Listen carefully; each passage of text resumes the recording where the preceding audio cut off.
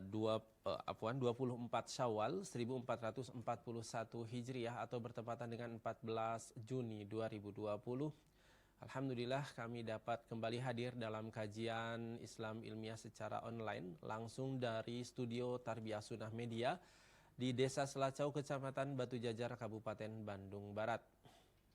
Adapun di Selasa pagi hari ini yang akan dibahas yaitu pembahasan kitab Asratus Sa'ah atau fenomena akhir zaman yang telah sampai pada pembahasan tema bila sangkakala ditiup.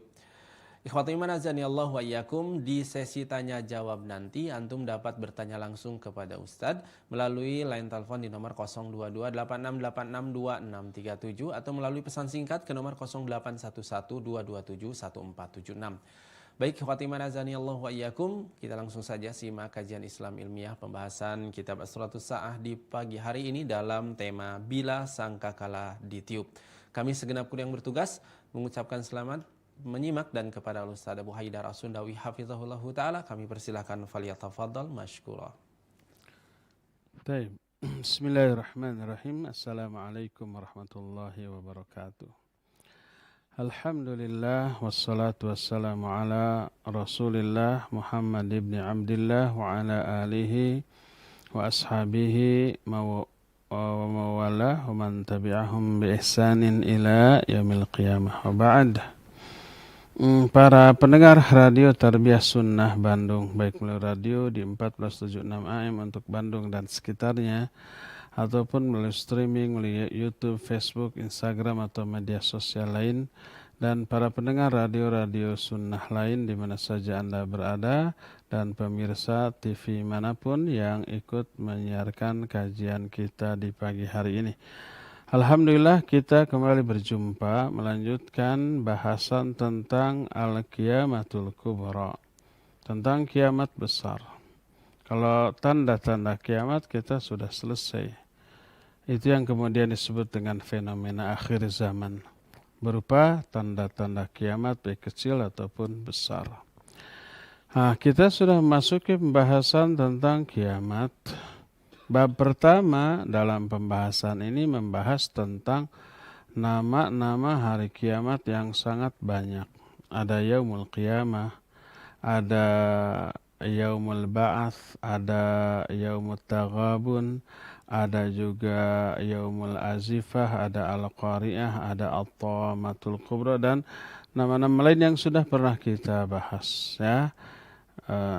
Banyaknya nama bagi hari kiamat menunjukkan dahsyatnya kiamat itu. Sebab satu nama minimal menggambarkan satu keadaan. Sehingga ada puluhan bahkan ratusan nama bagi hari kiamat menunjukkan ada ratusan keadaan dahsyat dari segala aspek, ya.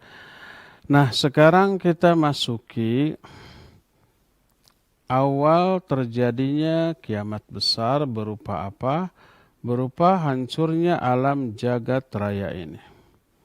Jadi alam semesta yang menakjubkan ini, yang dahsyat, yang luar biasa, yang begitu sempurna, yang kita hidup di dalamnya, yang berkembanglah seluruh hidup dan kehidupan.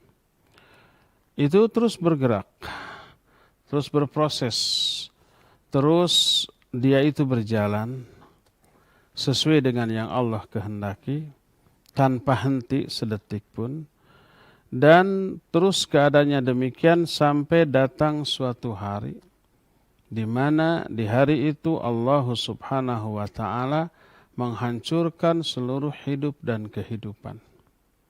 Allah berfirman, kullu man 'alaiha fan.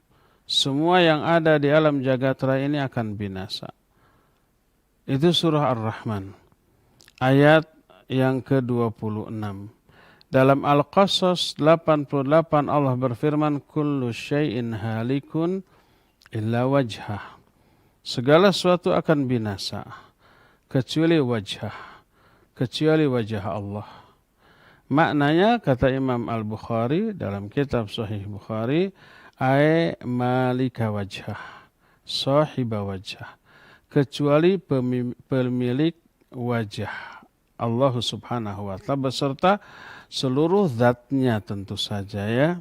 Nah, jadi yang dimaksud dengan kullu syai'in halikun illa wajah, segala sesuatu itu pasti dibinasa kecuali Allah lah secara keseluruhan, tidak hanya wajah saja, sehingga wajah di sini kata Imam Bukhari malika wajhi atau sahibal wajh, pemilik wajah, yaitu Allah Subhanahu wa ta'ala ya.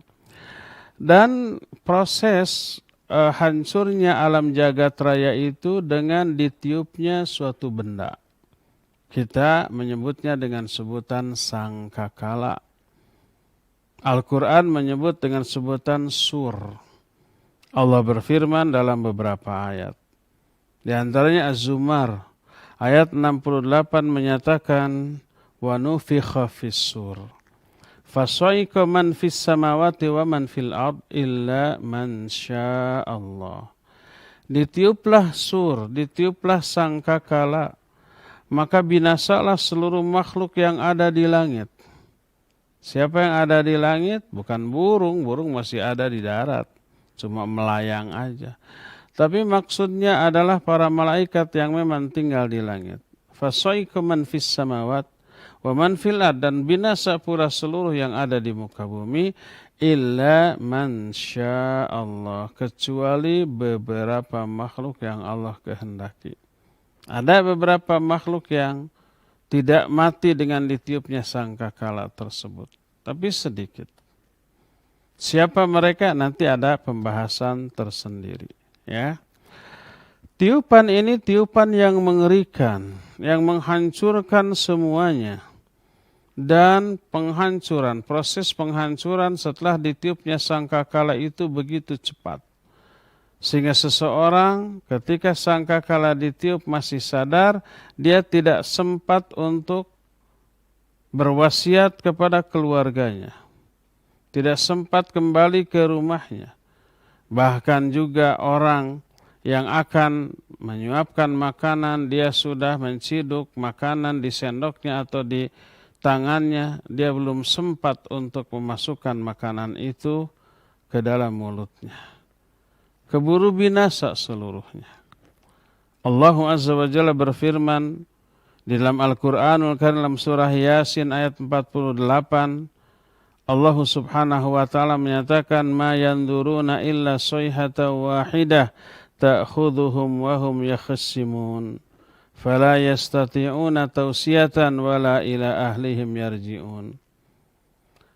Tidak ada yang mereka tunggu.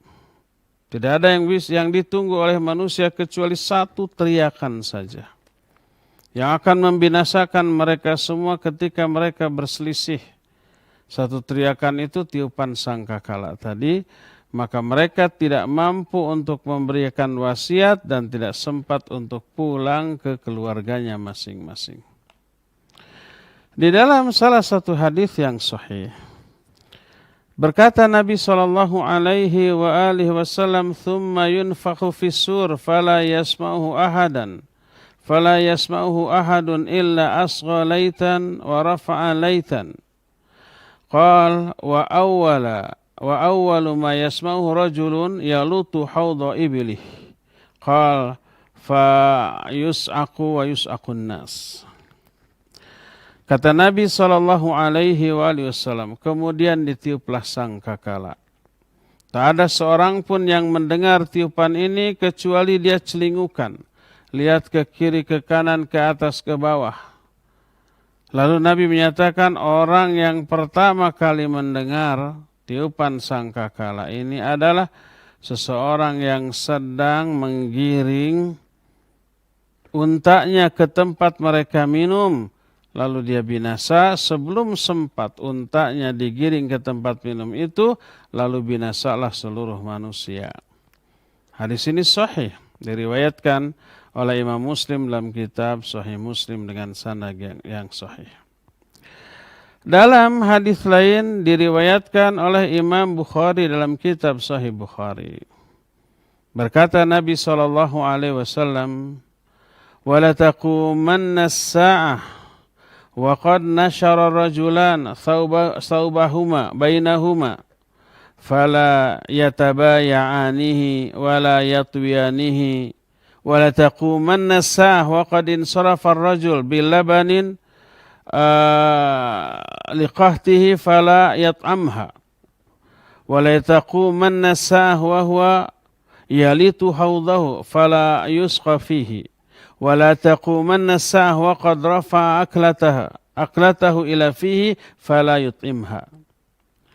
Kata Nabi SAW, kiamat benar-benar terjadi ketika ada dua orang laki-laki sedang berjual beli pakaian. Maka tak sempat mereka menyelesaikan transaksinya dan tak sempat untuk melipat pakaian tersebut, maka mereka sudah binasa. Kiamat pasti terjadi ketika seseorang itu sudah memerah susunya, kemudian dimasukkan ke dalam gelas dan mau diteguk, maka tak sempat menelannya, dia sudah binasa. Dan benar-benar kiamat terjadi ketika ada seseorang yang menggiring untanya ke tempat mereka minum, tak sempat unta itu minum, kiamat sudah terjadi dan mereka binasa. Dan benar-benar kiamat terjadi ketika seseorang mengangkat makanannya ke mulut. Ketika sampai di mulut tak sempat mengunyahnya, maka dia sudah binasa. Jadi cepatnya efek dari tiupan sangkakala, orang yang sudah menyuap tidak sempat menelan sudah mati. Orang yang sudah memasukkan susu ke dalam mulutnya tak sempat menelan, dia sudah mati. Orang yang berjual beli tidak sempat menyelesaikan transaksinya sudah mati. Itulah dahsyatnya dari tiupan sangkakala ini. Apakah sangkakala? Yang bahasa Arabnya adalah sur. Sur dalam bahasa Arab secara bahasa artinya al-qarn. Al-qarn itu yaitu tanduk. Nabi SAW pernah menjelaskan tentang sur ini ketika ditanya. Hadis dalam Sunan At-Tirmidzi dan Sunan Abu Daud juga Ahmad serta Mustadrak Al-Hakim dari Abdullah bin Amr bin As radhiyallahu anhuma. Kata Abdullah bin Amr bin As, "Jaa a'rabiyyun ila Nabi sallallahu alaihi wasallam, faqala mas-sur?" Qala as-sur qarnun yunfakhu fih.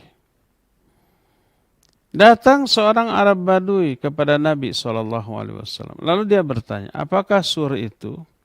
Apakah sangkakala itu?" Maka dijawab, sur adalah tanduk yang ditiup. Berkata Al-Hakim, sahihul isnad. Wa wafaqahu Adz-Dzahabi. Kata Al-Hakim, hadis ini sanadnya sahih. Dan pensahihan Al-Hakim ini disepakati oleh Imam Adz-Dzahabi. Berkata Imam At-Tirmidzi tentang hadis ini, haditsun hasanun sahihun. Hadis ini adalah hadis yang hasan sahih. Berkata Imam Hasan Al-Basri ketika beliau membaca ayat ini, beliau membaca dengan as-sur, jamak dari surah, aswar, jamak dari surah, dan yang dimaksud adalah an-nafkhu fil ajsad li ta'uda ilaihal arwah. Yaitu kata Imam Hasan Al-Basri, ditiupnya jasad sehingga kembalilah ruh, ditiupkannya ruh ke dalam jasad, sehingga kembali kepada jasad yang pernah ditinggalkannya. Ya. Oleh karena itulah maka ulama berselisih. Tapi apa yang dikemukakan oleh Imam Hasan Al-Basri ini dibantah oleh para ulama ahli tafsir. Tapi yang jelas makna sur itu adalah secara bahasa adalah tanduk. Karena memang bentuknya seperti tanduk. Ya, berdasarkan hal inilah maka secara bahasa sur artinya tanduk atau bahasa kitanya sangkakala yang ditiup untuk menghancurkan alam jagat raya ini. Timbul pertanyaan sekarang, siapakah yang meniup sangkakala ini? Berkata Imam Ibnu Hajar al-Asqalani rahimahullah kitab Fathul Bari, syarah Sahih Bukhari. Sebab hadis tentang sur ini diriwayatkan oleh Imam Bukhari dalam kitab Sahihnya. Kata Imam Ibnu Hajar, ustushira anna sahibas sur Israfil alaihissalam. Telah masyhur di kalangan kaum muslimin bahwa pemegang dan peniup dari sangkakala ini adalah Israfil alaihissalatu wassalam. Bahkan Al-Hulaimi menukil adanya ijma dalam masalah ini. Ya. Dan juga ada hadis. Hadis ini cukup panjang. Diterima dari Abu Hurairah radhiyallahu an tentang masalah sur ini. Salah satunya adalah disebutkan berkata Rasul sallallahu alaihi wasallam, Inna tarfa sahibi sur mundu wukila bihi musta'indun yanzuru nahwal arsh makhafatan ayyumar qabla ayyartada ilaihi tarfu ka'anna aynaihi kawkiban durriyan. Kata Nabi SAW dalam hadis yang sahih diriwayatkan oleh Imam Al-Hakim dalam kitab Al-Mustadraknya bahwa ujung dari sur ini telah dikulum oleh malaikat pemegang sur ini sejak mulai dia ditugaskan untuk itu. Siap-siap meniup sambil memandang ke arah arsy. Maksudnya ke atas arsy karena Allah istiwa di atas arsy. Dia takut kalau dia diperintahkan ketika si sur itu belum siap di mulutnya. Kedua matanya itu seolah-olah dua bintang yang bercahaya terang. Ini hadis yang sahih yang menjelaskan tentang malaikat yang memegang dan siap untuk meniupkan sangkakala ini. Tapi di dalam hadis ini tidak disebutkan nama. Siapa nama Israfil, siapa nama peniup ini tidak disebutkan. Nah, adapun riwayat yang menyatakan bahwa nama malaikat peniup sangkakala ini Israfil adalah riwayat dari Imam Ibnu Jarir At-Tabari yang beliau sebutkan di dalam kitab tafsirnya.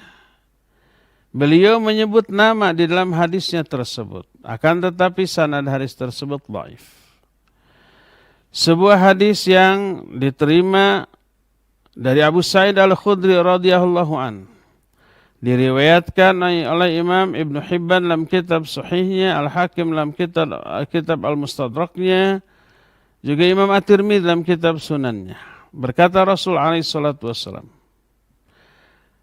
Kaifa an'am wa qad iltaqama sahibul qarn al-qarn wa hana jabhatahu wa asgha sam'ahu wa yanzuru ayyumar ayanfukha fayanfuhu. Qala al-muslimun fa kaifa naqulu ya Rasulullah? Qal qulu hasbunallahu wa ni'mal wakil. Tawakkalna 'ala Allahi rabbina. Kata Abu Sa'id Al-Khudri berkata Rasul alaihi salatu wassalam, bagaimana aku bisa bersenang-senang? Padahal malaikat pemegang sangkakala telah mengulum sangkakala di mulutnya. Sudah siap. Sambil mengernyitkan dahinya, memasang telinganya, memandang ke arah arsy, kalau diperintahkan untuk ditiup, dia akan langsung meniup.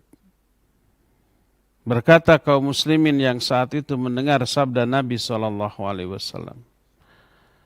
Bagaimana yang harus kami katakan wahai Rasulullah? Beliau menjawab, katakan oleh kalian hasbunallah wa ni'mal wakil. Tawakkalna 'ala Allahi. Katakan oleh kalian, cukuplah Allah bagi kami. Dan dialah sebaik-baik pelindung. Kami hanya bertawakal kepada Allah sebagai Rabb kami. Ya. Hadis ini diriwayatkan oleh Imam At-Tirmidzi, lalu Imam At-Tirmidzi menyatakan haditsun hasanun. Hadis ini termasuk hadis yang hasan. Dan Syekh Al-Albani memasukkan hadis ini ke dalam silsilah al-hadis as-sahihah yang menyatakan hadis ini sahih. Jadi ada hadis yang menjelaskan bahwa peniup sangkakala adalah Israfil, tapi riwayatnya dhaif.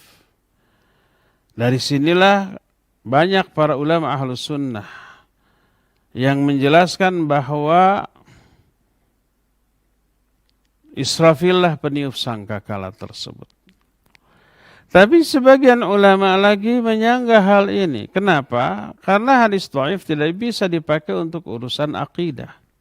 Untuk perkara yang gaib tidak bisa hadis dhaif. Ini kan perkara gaib. Menyangkut urusan akidah. Tidak boleh didasarkan kepada hadis yang dhaif. Harus yang sahih. Apalagi kalau ayat Al-Quran. Dan ayat Al-Quran tidak menyebut nama Israfil. Israfil itu tidak disebut oleh Allah dalam Al-Quran. Yang disebut oleh Allah dalam Al-Quran adalah Jibril disebut, Mikail disebut, tapi Israfil tidak. Tapi Al-Quran menjelaskan ada malaikat peniup sangkakala, tapi tidak disebut namanya. Hadis sahih juga tidak menyebut namanya.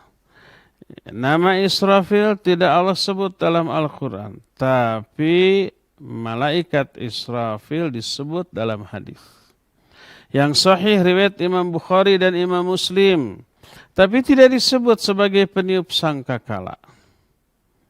Salah satu hadis riwayat Bukhari Muslim yang menyebut nama Israfil adalah doa iftitah yang dibaca oleh Nabi SAW dalam salat malam. Nabi dalam salat malam selalu membaca Allahumma rabba Jibril wa Mikail wa Israfil Fatiras samawati wal ard, alimal ghaibi wasyahadah, anta tahkumu baina ibadika fima kanu fihi yakhtalifun.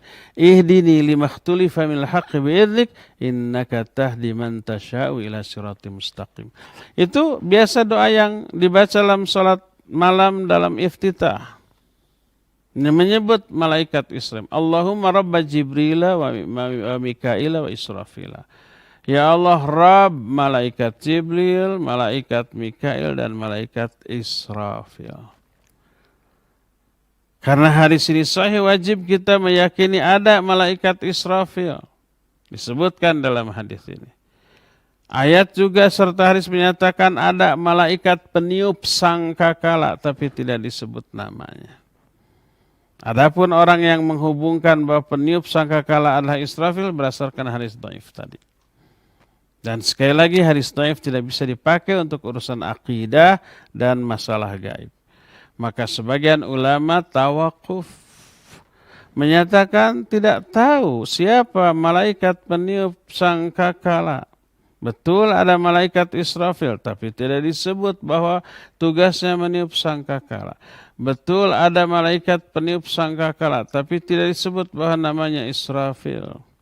Maka sebagian ulama Ahlus Sunnah memegang sikap percaya iman adanya malaikat Israfil, percaya iman adanya malaikat sahibul qarn atau peniup sangkakala, tapi tidak memastikan, tidak meyakini bahwa Israfilah peniup sangkakala tersebut. Inilah nama malaikat peniup sangkakala. Kapan ditiupnya sangkakala tersebut? Ditiupnya sangkakala adalah pada hari Jumat. Sudah dipastikan harinya. Tapi Jumatnya Jumat kapan, tahun berapa, bulan apa, tanggal berapa, tidak disebut. Yang jelas tidak akan mungkin kiamat terjadi di hari Sabtu, Ahad, Senin, Selasa, Rabu, Kamis. Hanya di hari Jumat. Berdasarkan nas yang sahih. Riwayat Imam Muslim dari Abu Hurairah radhiyallahu an, berkata Rasul alaihi salatu wasalam, khairu yaumin tala'at alaihi syams yaumul jum'ah. Fihi khuliqa Adam. Wa fihi udkhilal jannah. Wa fihi ukhrija minha. Wa la taqumus sa'atu illa yaumul jum'ah. Kata Nabi SAW, sebaik-baik hari yang di hari itu matahari masih terbit adalah hari Jumat. Di hari Jumatlah Adam diciptakan. Di hari Jumat pula Adam dimasukkan ke dalam surga. Di hari Jumat juga Adam dikeluarkan dari surga dan tidak akan terjadi hari kiamat kecuali di hari Jumat. Ini hadis yang pertama. Hadis yang kedua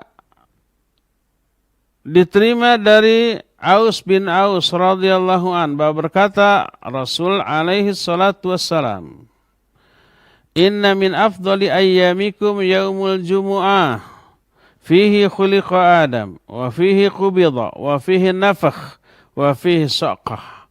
Fakthiru alayya minas salati fihi. Fa inna salatakum ma'rudatun alayya." Kata Nabi SAW, sesungguhnya sebaik-baik hari kalian adalah hari Jumat.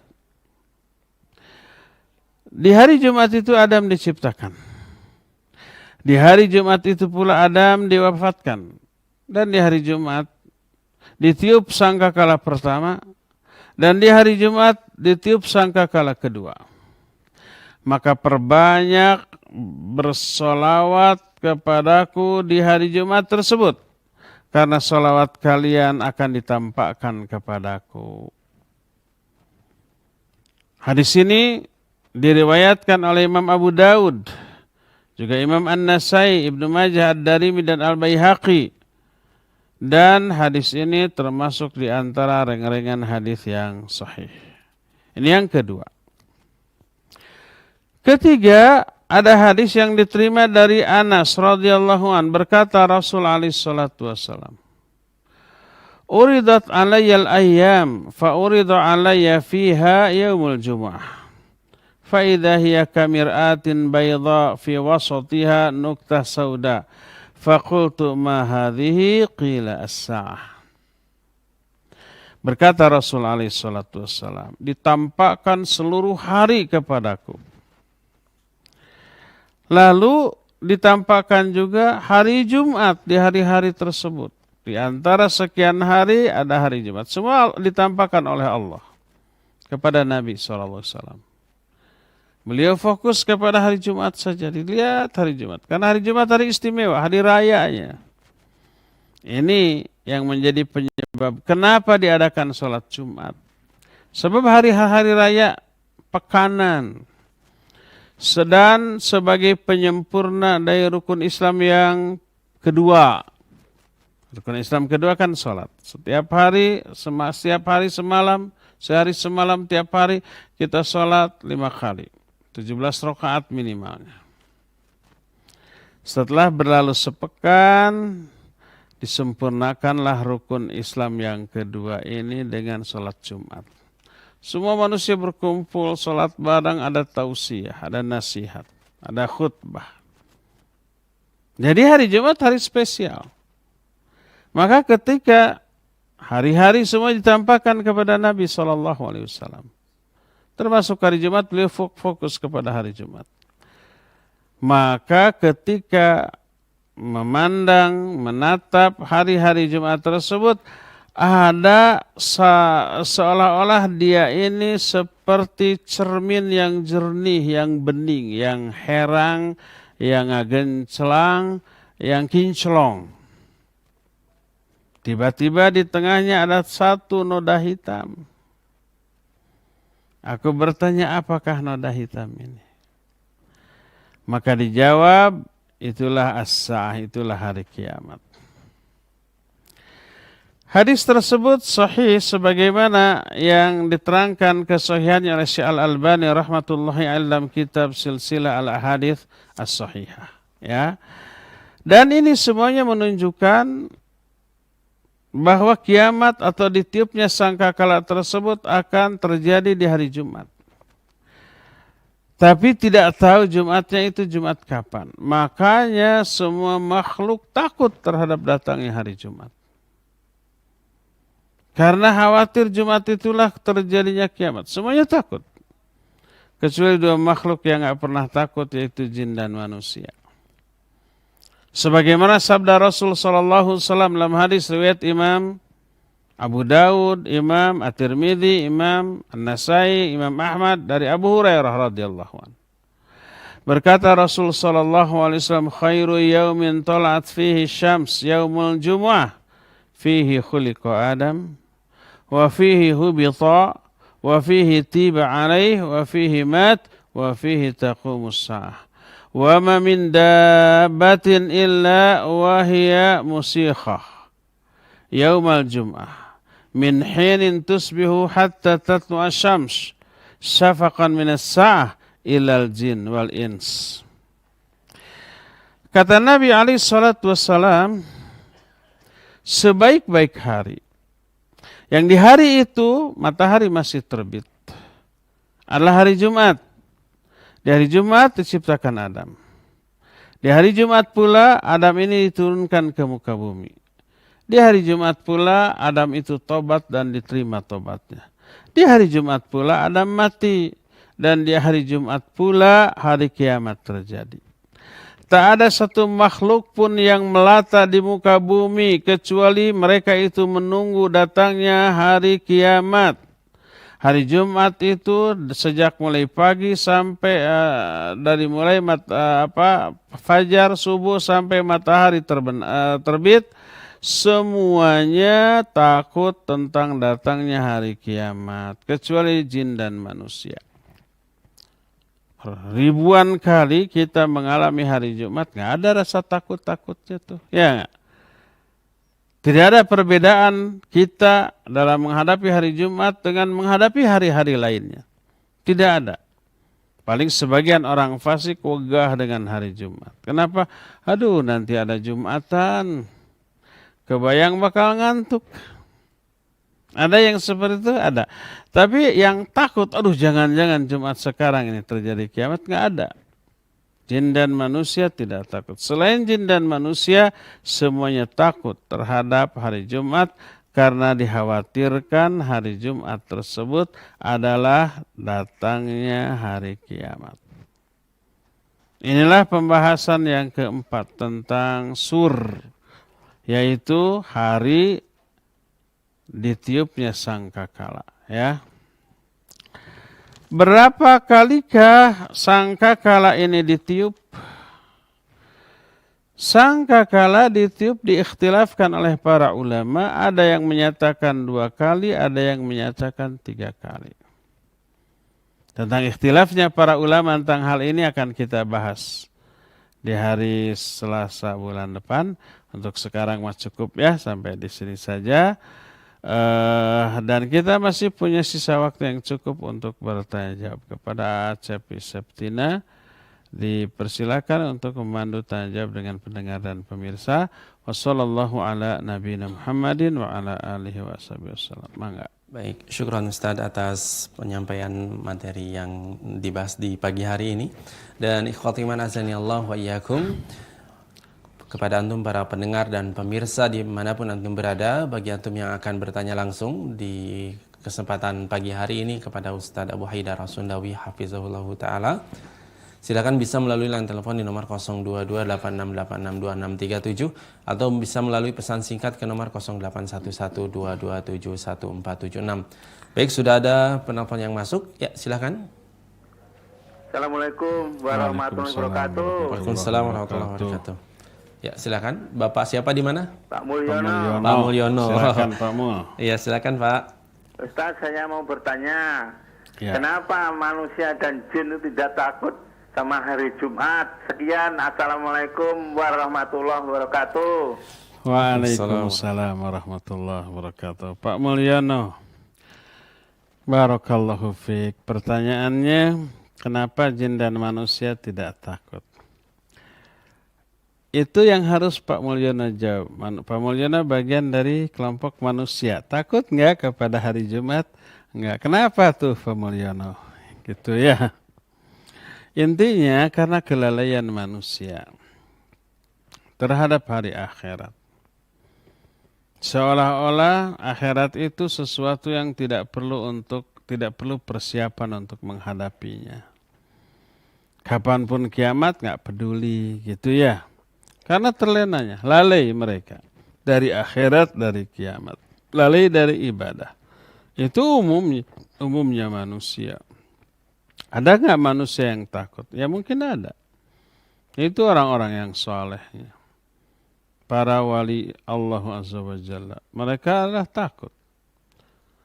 Berdasarkan hal itulah penyebab utama tidak takutnya jin dan manusia kepada hari Jumat itu karena lalainya mereka dari kiamat, lalainya mereka dari dahsyatnya kiamat, lalainya mereka dari hari pembalasan ini, ya, sehingga ya tidak ada rasa takut karena terlena dengan urusan dunia. Wallahu a'lam. Baik, syukran Ustadz atas jawabannya. Kita beralih ke penanya melalui pesan singkat dari pemirsa Ahsan TV dari Umu Azam di Bontang. Assalamualaikum Ustadz. Sebelum sangkakala ditiup atau detik-detik sebelum sangkakala ditiup, apakah masih ada orang-orang Muslim atau Islam yang masih hidup, Ustadz? Silakan. Iya. Barakallahu fiq. Umu siapa di Bontang melalui Umu Azam di Bontang, Kalimantan ya. Apa pertanyaannya? Apakah masih ada orang Muslim? Apakah masih ada orang yang masih hidup sebelum sangkakala ditiup? Orang Muslim ya. Orang Muslim tidak ada, Bu. Jadi la taqumus sa'ah illa la yuqala fil ard Allah Allah. Tidak akan terjadi hari kiamat sehingga tidak ada lagi di muka bumi ini orang yang menyebut nama Allah Allah. Nah, beberapa saat sebelum terjadi kiamat ada nanti orang-orang Muslim masih ada. Kemudian datang angin. Angin ini lembut. Siapa saja orang yang masih memiliki iman dalam hatinya, walaupun imannya sekecil debu, sekecil atom, sekecil banget, tapi ada iman, terkena angin itu mati. Adapun orang kafir, maka tidak terpengaruh oleh datangnya angin tersebut. Maka seluruh orang yang memiliki keimanan sudah mati. Sehingga tinggallah yang masih hidup orang-orang bejat. Orang-orang yang musyrik, orang-orang yang kafir. Dan itu seburuk-buruk generasi manusia dalam sejarah kehidupan manusia. La taqumus sa'ah illa ala syiraril khalq. Tidak akan terjadi ke hari kiamat kecuali bagi manusia generasi yang terburuk. Sehingga orang yang terbaik di saat itu ketika seorang lelaki berjumpa dengan seorang wanita di jalan, lalu mereka itu mau berbuat zina, maka mereka hanya ngumpet di balik pohon lalu melakukan perzinahan di sana. Itu yang terbaiknya. Bayangkan yang lebih bejatnya dari itu. Mereka melakukan perzinahan di jalan-jalan, gak peduli dengan orang yang lalu lalang. Taubahnya seperti binatang. Coba kita perhatikan ayam, kucing, anjing, semua binatang melakukan perkawinan, ditonton, dilihat dan seterusnya oleh siapapun cuek. Itu binatang, nggak berakal, nggak beradab. Wajar, lumrah. Tapi ini manusia di akhir zaman seperti itu. Jadi dari segi tauhid mereka nol, minus tauhidnya. Mereka orang-orang musyrik, penyembah berhala lagi. Syaitan nanti datang, ya. Apa kalian mau mentaati aku? Kata mereka, ya, apa yang harus kami lakukan? Sembahlah aku. Lalu disembahlah syaitan tersebut. Itu terjadi di akhir zaman. Ketika semua orang muslim sudah wafat karena datangnya angin tadi. Maka di generasi mereka itulah sangkakala ditiup. Ketika tak ada lagi seorang muslim walaupun dengan kadar keislaman yang super minim, yaitu satu butir debu, sebegitu kadar keislamannya kena angin itu mati, sudah tidak tersisa lagi orang yang ada keimanan. Semuanya kafir, semuanya musyrik, maka sangkakala ditiup di zaman seperti itu, ya. Wallahu a'lam. Baik, syukran Ustadz atas jawabannya. Dan kembali mengundang kami kepada para pendengar dan pemirsa dimanapun antum berada yang akan bertanya melalui line telepon di nomor 02286862637. Silakan. Ya, sudah ada yang masuk. Halo. Ya, sudah masuk. Assalamualaikum. Waalaikumsalam warahmatullahi wabarakatuh. Dengan Bapak siapa di mana? Dengan Bapak Ridho di Cijerah. Pak Ridho Silakan, Cijerah. Pak Silakan Pak. Ya. Barakallahu fiik Ustaz. Wafika barakallah. Ya, afwan Ustaz, ana rada menyimpang sedikit pertanyaannya. Ya. Mohon nasihatnya Ustaz. Kadang ana itu suka akhir-akhir ini teringat kematian gitu Ustaz. Kadang ketika lagi sholat atau sebelum mau tidur gitu. Bagaimana sedikit nasihatnya Ustaz gitu. Itu saja yang mau ana tanyakan. Jazakallahu khairan. Assalamualaikum warahmatullahi wabarakatuh. Waalaikumsalam warahmatullahi wabarakatuh. Ya. Pak Ridho di Cijerah, barakallahu fiik. Akhir-akhir ini sering ingat kematian. Bagus apa jelek? Bagus. Mengingat kematian itu diperintahkan oleh Nabi alaihi salatu wassalam. Ya, udhkuru hadimul lazzat. Hadimul lazzat itu kematian, ya. Aktsiru dzikra hadimil lazzat. Hadimil lazzat adalah kematian. Perbanyak oleh kalian mengingat-ingat kematian. Oleh karena itulah maka kita dianjurkan melakukan ziarah kubur. Salah satunya untuk mengingat kematian. Kuntu qad nahaitukum an ziyaratil kubur fazuruha fa innaha tudzakkirukumul maut. Dulu aku pernah melarang kalian untuk ziarah kubur. Sekarang ziarah, silakan ziarah. Karena ziarah itu mengingatkan kalian kepada kematian. Jadi mengingat kematian adalah hal yang bagus, yang diperintahkan, dianjurkan oleh syariat, dianjurkan oleh Nabi SAW. Dan menjadi salah satu tujuan utama dari ziarah kubur adalah mengingat kematian, mengingat akhirat. Dan itu tidak perlu untuk dibuang, harus dipelihara. Malah orang yang selama ini lalai dari kematian harusnya memulai mengingat-ingat kematian. Dan Allah sudah memberi banyak tanda tentang akan datangnya kematian kepada diri kita. Dengan tanda yang bervariasi beragam dari segala segi. Ya, apa saja tanda-tanda bahwa kita akan mati? Apa ketika sakit, ya. Sakit ini tanda-tanda mungkin saja kita akan mati. Kedua, coba bercermin, ya. Bagi orang yang sudah di atas 40 tahun apalagi 50 tahun. Lihat kerutan wajah. Ada banyak wrinkle-wrinkle. Apa wrinkle itu? Ada kerutan-kerutan. Lihat rambutnya, lihat jenggotnya. Warnanya sudah berubah menjadi putih, ya. Jadi itu semua tanda sudah sangat rapuh, sebentar lagi sampai pada titik di mana tubuh kita ini nggak berfungsi semuanya, alias mati. Ya, terus tanda lain bahwa kita akan mati diingatkan oleh Allah, ada saudara kita, tetangga atau kawan dekat, sahabat yang mati lebih dahulu. Apalagi musim pandemi sekarang. Banyak orang terpapar COVID kemudian meninggal dalam jumlah yang spektakuler, ya, ribuan, puluhan ribu bahkan, ya. Itu semuanya mengingatkan kita, mungkin tiba suatu saat gilirannya kita akan mati. Apa yang terjadi? Yang terjadi kita mengerem diri. Mengerem dari apa? Dari dosa, dari maksiat. Khawatir ketika dosa, ketika maksiat, ajal datang menjemput dari kita su'ul khatimah, waliyadzubillah.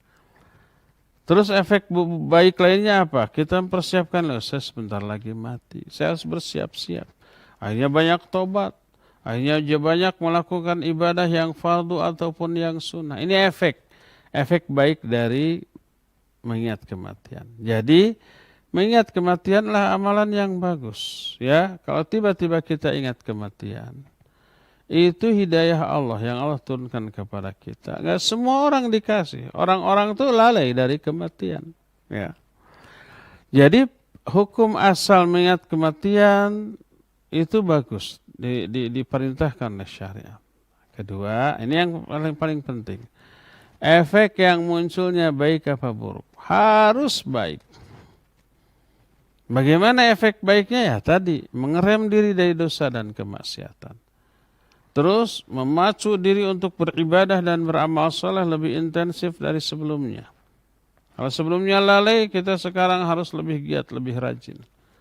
Dulu waktu masih muda, fisiknya kuat gitu ya, lalai ibadah, sekarang sudah merapuh, sudah agak malas, sudah agak lemah karena ketuaan, karena usia. Nah, di saat lemah maka pacu, maka akan melahirkan power yang lebih besar daripada ketika muda untuk ibadah, tapi ya. Makanya jangan heran kalau banyak anak-anak muda yang tidak kuat sholat lama, tapi aki-aki itu sholat taraweh 2 jam kuat. Anak muda mau di sana mah sholat tarawehnya panjang, nggak sanggup lagi, besoknya nggak datang lagi. Aki-aki mah sampai akhir Ramadan itu terus. Padahal secara fisik mereka lebih lemah daripada anak-anak muda tadi. Ya. Jadi karena iman. Jadi efek yang baik dari zikrul maut atau mengingat kematian adalah lebih intensif, lebih giat, lebih rajin ibadah, dan lebih kuat benteng pertahanan kita dari dosa dan maksiat. Itu yang harus kita lakukan. Jangan sampai efek dari mengingat kematian itu buruk. Berupa apa? Apatis, pesimis, stres ya. Mau ini nggak mau itu nggak mau, akhirnya nggak mau makan, nggak mau minum, tapi ibadah juga nggak, taubat juga nggak, takut mati gitu. Itu yang salah, yang keliru. Jadi intinya ingat kepada kematian dan takut kepada kematian adalah hal yang bagus, hal yang dianjurkan oleh syariat, dan hal yang merupakan anugerah Allah kepada orang yang menerimanya. Tapi harus diarahkan menghasilkan efek yang baik. Apa efek baiknya? Tadi, rajin ibadah dan tinggalkan dosa dan maksiat. Demikian, wallahu a'lam bishawab. Silakan. Syukran Ustaz atas jawabannya. Kita beralih dulu ke penanya melalui pesan singkat dari Ummu Abdullah di Bekasi, dan dari hamba Allah yang bertanya, saya satukan saja Ustaz, dari Ummu Abdullah pemirsa Ahsan TV dan Abu Khadijah pemirsa YouTube. Beliau bertanya, untuk bacaan surat Al-Kahfi di hari Jumat Ustaz, itu sahihnya dibaca berapa kali? Apakah 1 kali saja jika telah selesai baca di malam Jumat, atau boleh baca berulang-ulang di hari itu? Lalu mulai hari itu di ba'da maghrib atau setelah terbit fajar Ustaz? Ya, silakan. Baik, barakallahu fiik. Disunnahkannya membaca surah Al-Kahfi di hari Jumat. Boleh sejak malam Jumat, sejak maghrib hari Kamis. Kemudian baca, ya. Bolehkah terputus-putus, terpotong-potong? Boleh. Karena Nabi SAW tidak mensyaratkan harus sekaligus. Jadi umpamanya malam hari 10 ayat, ya nanti sebelum subuh 10 ayat lagi, pada subuh disambung. Terus nanti menjelang Jumatan disambung lagi. Belum selesai, nanti ba'da Jumat. Pokoknya sampai maghrib hari Jumatnya. Selesai. Ya, boleh. Tapi yang terbagus adalah yang fastabiqul khairat, yang bersegera, ya, wasari'u ila maghfirati min rabbikum. Termasuk salah satu bersegera menuju ampunan Allah dan menuju surga adalah membaca Al-Kahfi di hari Jumat. Lebih awal lebih bagus, ya. Boleh nggak kita lebih 1 kali? Boleh. Tapi untuk 1 kali dia sudah cukup memperoleh apa yang dijanjikan oleh Rasul SAW. Berupa apa? Berupa diberikan cahaya antara 2 Jumat. Salah satu makna cahaya di sini adalah hidayah untuk di dunia, ya. Untuk di dunia. Nah, jadi itu sudah 1 kali sudah cukup. Kalau kita sudah selesai, ya malam hari sudah selesai, lalu besoknya kita baca lagi surah Al-Kahfi, maka itu bagus, tidak apa-apa, ya. Kalau sudah selesai, apakah boleh membaca lagi? Tidak ada larangan. Tapi lebih utama bagi kita untuk melanjutkan hanca atau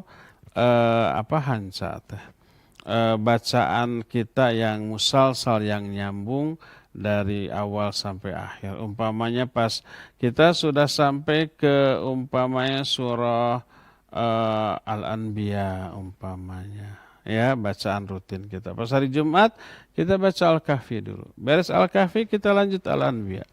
langsung ke Al-Hajj, ya langsung ke Al-Mu'minun, terus begitu seterusnya. Jadi itu lebih utama. Tapi minimal 1 kali surah Al-Kahfi di hari Jumat itu cukup. Kalau mau lebih tidak ada larangan. Wallahu a'lam. Silakan. Mulainya hari itu Mulainya hari di hitungan hari Jumat itu berarti mulai hitungan hari Jumatnya itu dari maghrib hari Kamisnya. Itu sudah masuk hari Jumat atau malam Jumat, ya.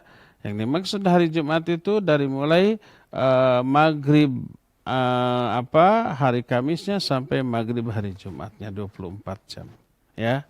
Tidak tepat 24 jam, tapi dari maghrib ke maghrib. Kapan saja di rentang waktu itu maka boleh, insya Allah. Ustaz atas jawabannya. Kita beralih ke penanya melalui line telepon di nomor 0228686267. Ya, silakan, sudah masuk. Halo. Halo. Assalamualaikum. Waalaikumsalam. Dengan Bapak siapa di mana? Dengan Agus di Bandung, Ustaz. Bapak Agus di Bandung. Silakan. Bapak pertanyaannya. Ya, Ustaz, berkenaan tadi yang dengan surah Al-Kahfi, apakah boleh dibaca pada saat membaca sambil membaca mushaf di sholat malam, Ustaz? Iya. Itu dan itu aja. Dan apakah kita meniatkan sambil membaca mendapat pahala surah Al-Kahfi juga untuk membaca surah-surah di sholat malam, sambil di sholat malam gitu, Ustaz? Iya. Jazakallahu khairan, Ustaz. Barakallahu fiik. Assalamualaikum warahmatullahi wabarakatuh. Jazakallahu khairan. Waalaikumsalam warahmatullahi wabarakatuh. Ya. Baca surah Al-Kahfi di hari Jumat boleh di dalam sholat, boleh di luar sholat.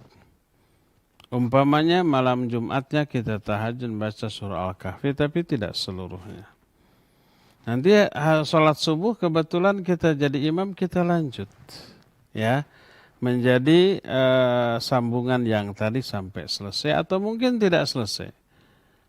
Umpamanya baru sampai ayat yang ke-60 gitu ya. Nanti di luar sholat mulai 61 sampai seterusnya kita sambung lagi. Atau nanti kita baca pada waktu sholat Jumat. Kebetulan kita juga menjadi khatib dan imam sekaligus. Lanjut dari sholat subuh tadi. Hanya 5 ayat atau 10 ayat. Terus nanti asar disambung lagi, dibaca di dalam sholat lagi. Sampai selesai satu surah Al-Kahfi full dibaca hanya dalam sholat. Dan kita juga selain membaca itu dalam sholat, menyiapkan untuk membaca surah Al-Kahfi di hari Jumat. Cuma dibacanya dalam sholat. Boleh. Baik dibaca dalam sholat-sholat sampai selesai dari mulai tahajud sampai sholat asar hari Jumat. Ya. Atau umpamanya sebagian dibaca di dalam sholat, sebagian lagi dibaca di luar sholat. Atau seluruhnya dibaca di luar sholat. Maka semuanya dibolehkan asal di rentang waktu hari Jumat. Allahu a'lam. Baik, syukran Ustaz atas jawabannya. Kami kembali mengundang kepada para pendengar dan pemirsa dimanapun antum berada yang akan bertanya kepada Ustaz di kesempatan pagi hari ini. Silakan melalui line telepon di nomor 0228686267 atau bisa melalui pesan singkat ke nomor 0811227146. Baik, sudah ada yang masuk melalui line telepon. Silakan. Assalamualaikum. Waalaikumsalam warahmatullahi wabarakatuh. Dengan Ibu siapa di mana? Bu Nining Cimahi. Iya, Ibu Dini ya. Silakan. Mangga Bu Nining. Bu Nining. Barokallahu fiik. Wa fiik. Assalamualaikum warahmatullahi wabarakatuh. Waalaikumsalam warahmatullahi wabarakatuh. Saya mau tanya, di dalam doa iftitah yang dibaca Rasulullah pada malam hari, itu saya suka mencoba membaca, tapi maknanya belum begitu paham, Ustaz. Gimana, Ustaz? Iya. Terima kasih, Ustaz. Iya. Assalamualaikum warahmatullahi wabarakatuh. Waalaikumsalam warahmatullahi wabarakatuh. Ya, Ibu Nining di Cimahi. Ibu Nining suka membaca doa iftitah di dalam sholat malam, tapi artinya tidak paham. Itu gimana ya? Ya begitu. Maksudnya apakah sah apa tidak? Kalau pertanyaan itu sah. Selama rukun dan syaratnya terpenuhi, selama tidak ada yang membatalkan wudunya atau sholatnya selama sholat, tetap sah. Baik faham atau tidak terhadap arti dari doa yang dibaca. Cuma, ada cumanya, nilai dari ibadah sholat yang dilakukan tentu saja apa? Berkurang. Salah satu penentu memperoleh nilai atau pahala besar dari sholat adalah kekhusyuan di dalam sholat. Dan itu ruhnya sholat. Dan syarat untuk menjadi khusyuk itu harus apa? Nah, harus faham. Mengerti tentang arti dari doa yang kita baca dalam sholat. Di sanalah ada penghayatan. Jadi ketika kita membaca, kita menghayati isinya. Penghayatan terhadap isi dari doa tersebut itu yang melahirkan kekhusyuan. Apabila tidak faham, tidak bisa terhayati. Ketika mulut umpama mengucapkan Allahumma ba'id baini wa baina khataaya. Hati mau menghayati tapi nggak faham artinya. Akhirnya tidak bisa diikuti. Apa akibatnya? Akibatnya hati kita, pikiran kita ingat kepada urusan-urusan lain di luar masalah sholat. Ingat ke ini, ingat ke itu, dan seterusnya. Apa akibatnya? Melamun. Tidak ada kekhusyuan, hilang kekhusyuan, hilang ruh sholat. Otomatis nilai dari sholat kita anjlok turun ke bawah. Ya. Jadi persentase dari pahala ibadah sholat kita sangat bergantung kepada berapa persen kekhusyuan yang kita rasakan, yang kita raih di dalam sholat kita. Makanya Nabi SAW menyatakan di antara kalian ada yang memperoleh hanya 1/10 dari sholatnya. Ada yang 1/9, 1/8, ada yang juga yang setengahnya ya. Semuanya bergantung pada kadar kekhusyuan orang tersebut di dalam sholatnya. Oleh karena itu Bu, kata orang Cimahi, wayahna. Apa yang kita akan baca dalam sholat, coba kita pelajari artinya. Ya, kata per kata kemarin di Ramadan atau habis Ramadan. Kita kan sudah membahas syarah doa-doa sholat. Artinya kata per kata saya sudah jelaskan. Dan maknanya, syarahnya, penjelasan detailnya saya sudah terangkan juga. Nah, coba itu dihafalkan kata per kata. Doa sholat itu tidak panjang. Iftitah itu hanya beberapa baris. Kalau Al-Fatihah mungkin ibu atau semua pendengar pastilah sudah tahu, faham artinya karena sering ya. Surat-surat pendek yang biasa kita baca dalam sholat, fahami artinya kata per kata ya. Doa ruku pendek. Ya, hanya sebaris, cuma diulang minimal 3 kali. Doa sujud juga begitu. Doa duduk antara doa sujud juga pendek ya. Tahiyat sedikit agak panjang tapi tidak panjang banget. Dan banyak kalimat dalam tahiyat yang sudah familiar bagi kita. Minimal syahadatnya, 2 kalimat syahadatnya kita sudah paham maknanya ya. Sholawatnya kita sudah paham maknanya. Jadi harus ada pengorbanan, usaha, perjuangan memahami makna, arti dari doa yang kita baca dalam sholat. Nah itu harus dialokasikan waktu khusus, diagendakan dalam kehidupan kita. Karena itu adalah ibadah inti kita kepada Allah yang kita lakukan 5 kali minimalnya sehari semalam ya. Demikian Bu Nining, wallahu a'lam bishawab. Silakan lagi. Syukran Ustaz atas jawabannya. Kita beralih ke penanya melalui pesan singkat dulu Ustaz. Yang bertanya yaitu Ummu Hanifah. Beliau bertanya, Assalamualaikum Ustaz, hari Jumat itu hari raya pekan. Alhamdulillah kalau datang malam dan hari Jumat hati ini senang. Ustadz, apakah saya salah kalau saya melakukan sodakoh pilih-pilih hari, terutama mengkhususkan untuk hari Jumat saja, sedang hari-hari yang lain saya tidak terlalu mengkhususkan? Silakan Ustadz. Iya, barakallahu fiik. Mengkhususkan sodakoh di hari-hari tertentu boleh apa tidak? Tergantung. Tergantung apanya, alasannya. Kalau umpama di saat-saat khusus tersebut adalah saat-saat yang di hari itu, di waktu itu dilipat gandakan. Seperti dikhususkan Ramadan lebih intensif. Ya bagus, boleh. Ya, seperti di 10 hari pertama di bulan apa? Dzulhijjah. Di mana saat itu amal ibadah dilipat gandakan oleh Allah Subhanahu wa taala. Ya boleh. Kalau memang di hari tersebut, di waktu tersebut ada nas, ada keterangan baik dari Quran atau hadis yang sahih yang menyatakan di hari atau di waktu tersebut seluruh amal ibadah dilipat gandakan pahalanya. Ya. Adapun di waktu-waktu yang tidak ada keterangan bahwa dilipat gandakan, lalu kita khususkan. Apa alasannya? Kalau alasannya tidak syar'i, maka tidak boleh. Seperti kenapa di hari tersebut, hari itu adalah hari ulang tahun saya. Apa bedanya hari ulang tahun dengan hari ulang bulan gitu? Nah, dia beribadah di hari ulang tahun tidak ada istimewanya. Tidak ada dilipat gandakan pahalanya. Sebab hari itu adalah hari ketika kita sembuh dari suatu penyakit. Itu juga tidak ada keterangannya. Ya, bersyukur atas kesembuhan penyakit, iya, tapi tidak boleh dikhususkan di hari-hari tertentu. Ya. Nah, sekarang pertanyaannya hari Jumat. Hari Jumatlah sebaik-baik hari. Maka kita mengkhususkan ibadah-ibadah yang dikhususkan oleh syariat, ya betul boleh. Seperti apa? Seperti membaca surah Al-Kahfi kan khusus itu hari Jumat. Ya, di hari-hari lain kita tidak spesial membaca surah Al-Kahfi kecuali kalau pas kita melewati Al-Kahfi aja dalam rutin bacaan Quran kita. Tapi hari Jumat rutin bacaan kita sampai manapun, hari Jumat itu dikhususkan untuk surah Al-Kahfi terlebih dahulu. Iya, ya. Adapun ibadah-ibadah lain di hari Jumat yang tidak ada pengkhususan oleh syariat, maka tidak boleh kita melakukannya secara khusus, ya. Seperti hari Jumat. Umpamanya ada kajian sebelum hari Jumat, hari Sabtu, hari Ahad, ada kenceng lewat. Kenapa kamu nggak pernah? Nanti aja saya mah hari Jumat. Nggak boleh seperti itu, ya.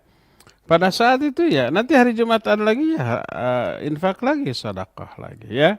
Jadi infak dan sedekah tidak ditentukan harinya, tapi dilihat dari situasi kondisi budget keuangan kita dan ada nggak yang urgen untuk kita berikan, salurkan infak dan sedekah di hari atau di saat tersebut. Wallahu a'lam. Dan Ustaz atas jawabannya, kita kembali ke penanya melalui line telepon di nomor 0228686267. Ya, silakan sudah masuk. Silakan Bu, Pak. Ya, Assalamualaikum warahmatullahi wabarakatuh. Dari Abu Ilma di Bandung. Abu Lukman? Abu Ilma. Mangga Bu Ilma. Ya, ini saya berkaitan dengan sedekah. Ya, selain kita bersedekah adalah lillahi ta'ala, tetapi di balik itu ada juga kita mengharapkan balasan dari Allah. Misalnya mungkin kita pengen diselamatin, dijauhkan dari segala bala gitu ya, dan mungkin dengan ya ada satu pamrih lah dari Allah. Tapi ya kira-kira itu boleh nggak? Dan dua juga misalnya dalam permohonan kita dalam berdoa, kita juga mentawasul bahwa dengan sedekah kita bisa nggak minta kepada Allah bahwa dengan sedekah yang kita sudah lakukan itu mudah-mudahan diijabah doanya. Saya rasa itu, mohon pencerahannya, Pak Ustaz. Ya. Assalamualaikum warahmatullahi wabarakatuh. Waalaikumsalam warahmatullahi wabarakatuh. Iya, Pak Abu Ilma di Bandung, barakallahu fiik. Iya, banyak orang yang kebablasan karena kelirunya mereka dalam memahami makna ikhlas. Sampai menyatakan siapa yang ibadah kepada Allah karena ingin surga itu tidak ikhlas, itu syirik katanya. Siapa yang ibadah kepada Allah karena takut neraka, maka itu syirik. Ucapan orang itu bertolak belakang dengan Quran dan hadis yang sahih, ya. Kenapa? Karena mereka membatasi ikhlas dengan makna meniatkan ibadah untuk meraih ridho Allah, untuk melakukan ibadah karena Allah, bukan karena surga, bukan karena neraka, bukan karena pahala, bukan karena yang lain-lain, karena Allah. Maka selain yang karena Allah, syirik. Itu kebablasan karena kelirunya dalam mendefinisikan ikhlas. Makna ikhlas adalah meniatkan amalan untuk memperoleh apa yang ada di sisi Allah. Tidak hanya keridhaannya, apa yang ada di sisi Allah, ya ampunannya, ya rahmatnya, ya surganya, ya jaminan dari api neraka, dan apapun yang Allah janjikan bagi orang yang beramal amalan tertentu walaupun janji dunia. Contohnya dunia itu apa? Silaturahmi. Rasul SAW menyatakan, man ahabba ayubsata fi rizqi wa ayunsha'a fi athari falyasil rahimah. Itu kata Nabi loh sallallahu alaihi wasallam. Siapa orang yang ingin diluaskan rizkinya, dipanjangkan umurnya, silaturahmi. Nabi mengiming-imingi dunia loh. Panjang umur dan banyak rezeki itu dunia atau akhirat? Dunia. Apa Nabi mengajarkan kesyirikan? Enggak, ya. Apa yang beliau sampaikan itulah kebenaran. Karena itu wahyu. Wa ma yantiqu 'anil hawa in huwa wa ma yantiqu 'anil hawa in huwa illa wahyu yuha. Jadi semua itu wahyu. Bukan kebatilan, ya. Nah, termasuk boleh enggak infak sedekah dengan niat memperoleh apa saja yang Allah janjikan? Iya, untuk dunia contoh. Agar selamat dari bala kita banyak infak sedekah. Agar sembuh dari penyakit kita banyak sedekah. Apa niat infak sedekah? Salah satunya, ini bukan satu-satunya. Salah satunya. Selain kita ingin peroleh pahala, ingin memperoleh ampunan, salah satunya juga untuk memperoleh apa yang Allah janjikan untuk aspek duniawi. Contohnya apa? Sembuh dari penyakit atau terbebas dari bala. Dan penyakit termasuk bala. Termasuk hukuman dari Allah. Rasul SAW menyatakan, inna sadaqah tutfi'u ghadabar rahman. Sedekah itu bisa memadamkan kemurkaan Allah. Sedekah itu bisa memalingkan orang dari bahaya. Baik bahaya yang belum ada yang akan menimpa, atau bahaya yang sudah ada yang sudah menimpa, di antaranya penyakit. Ya, itu bisa menolak bala, sedekah itu. Ya, nas hadis yang sahih. Nah, lalu Allah pun menerangkan dalam Al-Quran, orang yang berinfak di jalan Allah akan diganti sampai 700 kali lipat. Nas Al-Quran, itu dunia.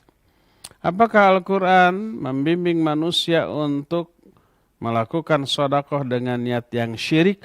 Oh, itu mah sedekah nanti supaya kaya gitu ya. Itu anjuran Quran. Mathalul ladzina yunfiquna amwalahum kamathali habbatin mathalul ladzina yunfiquna amwalahum fi sabilillah kamathali habbatin ambatat sab'a sanabil fi kulli sumbulatin mi'atu habbah. Perumpamaan orang yang menginfakkan hartanya di jalan Allah seperti orang yang menanam satu butir benih. Dari satu benih tumbuh 7 batang, dari setiap batang 100 benih. Jadi total 700 benih. Satu benih menjadi 700 benih. Allah berikan ganti 700 kali lipat. Itu Allah yang memberikan motivasi seperti itu. Lalu ada orang yang niatnya seperti itu. Karena ada penjelasan ayat. Salah enggak? Ya enggak salah. Ya. Oleh karena itu bila seseorang berinfak, bersedekah.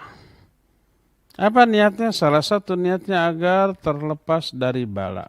Agar tidak terkena COVID-19, agar sembuh dari penyakit yang sedang diderita, agar nanti Allah lebih membuka lagi pintu-pintu rizki, lebih banyak daripada yang sekarang.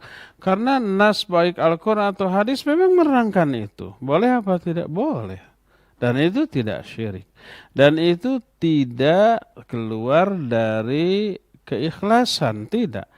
Karena definisi ikhlas itu adalah beramal dengan niat memperoleh apa saja yang ada di sisi Allah. Termasuk rizkinya, termasuk diselamatkan dari penyakit, dari bala, dari musibah. Allah kan yang ngatur. Dan Allah mengiming-imingi orang untuk beramal dengan iming-imingi seperti itu. Boleh dan tidak keluar dari keikhlasan tadi. Ya, ini yang pertama. Kedua, bolehkah kalau kita infak sedekah lalu bertawasul dengan itu? Boleh. Umpamanya kita infak sedekah nih, ada ma'had yang sedang kita bangun nih di Selacau, ya. Hubungi panitia, saya mau infak, minta nomor rekeningnya berapa? Kirim 1 miliar, ya. Terlalu besar 1 miliar mah umpamanya, ya udah 950 juta nggak apa-apa, ya. Nah, kemudian ikhlas dengan tetap memelihara keikhlasan. Lalu kita berdoa. Ya Allah, bila infak dan sedekah yang baru saja saya lakukan, ditransfer tuh Sudah transfer buktinya sudah dikirim. Kalau itu adalah infak dan sedekah yang engkau terima, maka dengan infak dan sedekah ini sembuhkan ya Allah penyakit saya. Lancarkan semua pintu-pintu rezeki saya. Keluarkan saya dari masalah yang sedang saya alami sekarang. Tawasul kepada amal soleh, boleh? Boleh.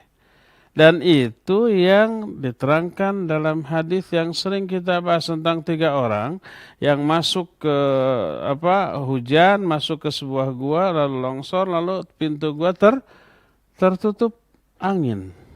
Tertutup angin. Tertutup batu yang besar, ya. Digeser, didorong, teuget-uget acan.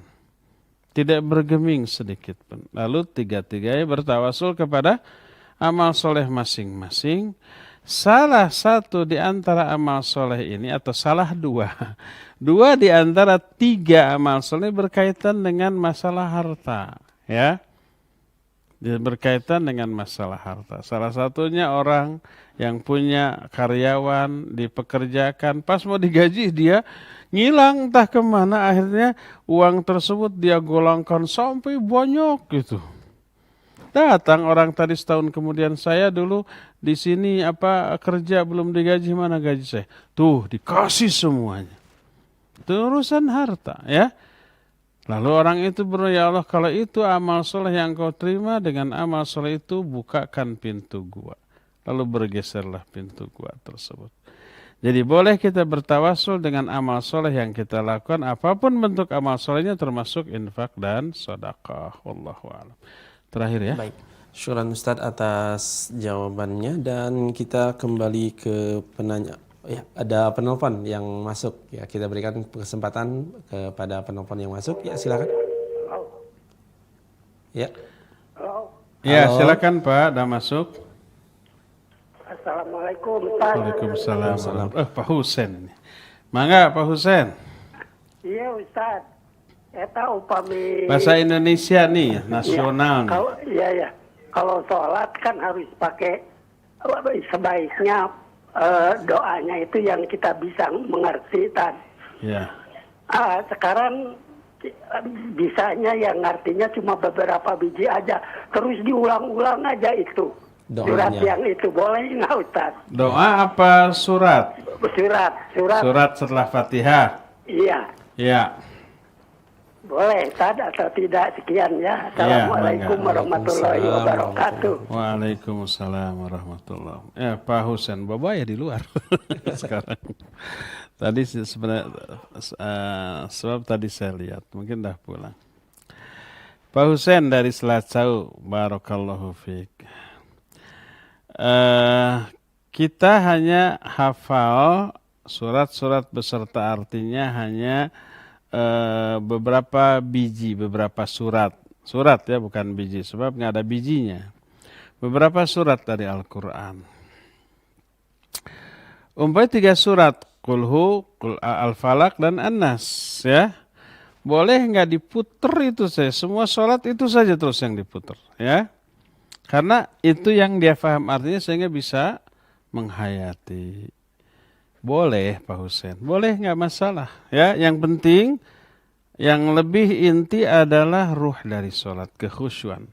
Surat mana yang lebih klop dengan hati kita saat itu untuk dibaca, silakan baca. Ya, kadang-kadang kondisi hati kita itu lebih klop dengan surat ini, lebih klop dengan surat itu, atau ayat ini atau ayat itu mungkin, ya. Nah sekarang alasannya karena itu yang dia faham artinya, lalu itu terus boleh. Tapi saya sarankan yang lebih baik, hafalkan surah lain beserta artinya, sehingga kita punya banyak alternatif surat, ya, sehingga kita bisa bervariasi bergiliran. Karena secara kejiwaan sesuatu yang baru lebih menarik hatinya daripada yang lama. Yang lama itu Qul Al-Falaq dan An-Nas. Lalu kita sudah menghafalkan yang lain lagi, umpamanya An-Nasr. Sudah tahu dengan artinya, yaitu idza jaa nasrullahi wal fath, ya. Nah, ini biasanya lebih menarik, lalu kita baca lebih khusyuk, ya. Besoknya lagi hafalkan surah Tabbat Yada, ya. Surah Al-Lahab, besoknya lagi baca, hafalkan lagi umpamanya surah Al-Kafirun, A'thaina dan seterusnya. Itu nambah terus setiap hari, setiap pekan. Maka akan lebih semangat ketika melakukan sholat karena ada hafalan baru nih, nggak sabar ingin cepat dibaca di dalam sholat. Biasanya begitu, ya. Demikian Pak Husain, ya cukup, ini adalah pertanyaan terakhir di pagi hari ini. Insyaallah kita akan berjumpa lagi di kesempatan yang akan datang. Subhanakallahum bihamdika asyhadu an la ilaha illa anta astaghfiruka wa atubu ilaika. Walhamdulillahirabbil alamin. Wassalamualaikum warahmatullahi wabarakatuh. Waalaikumsalam warahmatullahi wabarakatuh. Syukran jazakallahu khairan kepada Ustaz Abu Haidar Rasundawi hafizahullahu taala yang telah menyampaikan materi kajian pembahasan kitab As-Suratus Sa'ah di pagi hari ini, juga menjawab pertanyaan dari para penanya yang telah masuk dan disampaikan kepada Al-Ustaz. Semoga Allah Azza wa Jalla senantiasa menjaga Al-Ustaz Abu Haidar Rasundawi hafizahullah bersama keluarga beliau, juga diberikan kesehatan untuk bisa bertemu kembali di kajian online selanjutnya. Dan ikhwatu iman azani Allah wa iyyakum, semoga kita yang menyimak memperoleh faidah dan manfaat dan juga menjadi amal soleh untuk kita semua di pagi hari ini. Dan kami informasikan bahwa insya Allah di sore hari nanti akan ada kajian Islam ilmiah secara online bersama Al-Ustadz Abu Yahya Badrus Salam LC hafizahullahu ta'ala di pertemuan yang kedua, pembahasan kitab Lamuduril Matsur Minal Qaulil Matsur, yaitu Mutiara Nasihat Ulama Salaf. Pada Selasa sore pukul 16.00 sampai dengan selesai, insyaallah akan disiarkan secara langsung di Radio Tarbiyah Sunnah 1476 AM, juga melalui channel YouTube dan Facebook, juga Instagram Tarbiyah Sunnah Channel. Demikian informasi kajian untuk sore hari nanti. Nantikan informasi-informasi kajian yang lainnya di grup WhatsApp Info Kajian Bandung yang dikelola oleh Yayasan Tarbiyah Sunnah, juga di media sosial Yayasan Tarbiyah Sunnah Channel, dan Radio Tarbiyah Sunnah 1476 AM. Selalu jaga pergaulan kita dimanapun kita berada, dan semoga kita dibebaskan atau dijauhkan oleh Allah Azza wa Jalla dari wabah yang sedang melanda pada saat ini. Dan kami mohon pamit. Subhanakallahumma wa bihamdik asyhadu alla ilaha illa anta astaghfiruka wa atubu ilaik. Wassalamualaikum warahmatullahi wabarakatuh.